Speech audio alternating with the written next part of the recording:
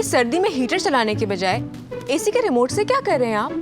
अरे ये दिल वाला एसी है बेगम, हर मौसम में ख्याल रखता है। जी हाँ, ओरिएंट का IoT DC इन्वर्टर एसी रखे गर्मी में ठंडा और सर्दी में गर्म।